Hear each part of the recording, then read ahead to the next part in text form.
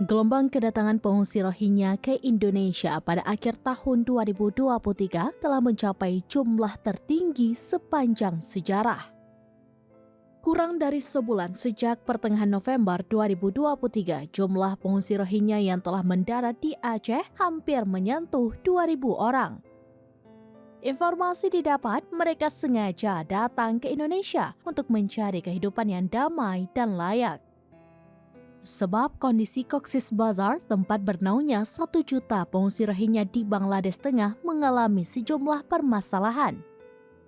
Kekerasan antar geng kian meningkat sejak tahun 2022 akibat berkurangnya jatah makan dari donatur internasional untuk mereka. Mengutip Serabi News pada Selasa 12 Desember 2023, surat kabar Amerika The Washington Post pada Maret 2023 lalu pernah menerbitkan berita terkait kondisi kengerian yang terjadi di Cox's Bazar selama ini.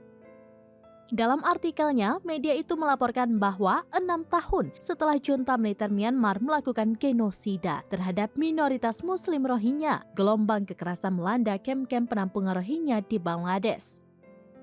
Kelompok militer Rohingya yang pernah menjadi sasaran militer Myanmar kini justru mengalami perpecahan dan saling menyerang satu sama lain. Perselisihan sesama etnis Rohingya telah meningkat menjadi kebrutalan di tengah isolasi dan keputusasaan kem tersebut. Tidak hanya itu, kasus penculikan dan perampokan bersenjata pun kian meningkat. Kelompok-kelompok radikal telah menjamur dan melakukan teror di malam hari. Tempat pengungsian tersebut bak medan perang, di mana keluarga-keluarga berkumpul di tempat penampungan berdinding terpal di sepanjang gang-gang sempit.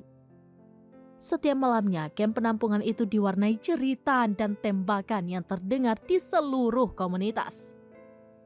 Terbaru, menurut pengakuan para pengungsi yang tiba di Aceh, pembunuhan mulai menargetkan para pemimpin masyarakat dan mereka yang dicap sebagai informan pemerintah Bangladesh.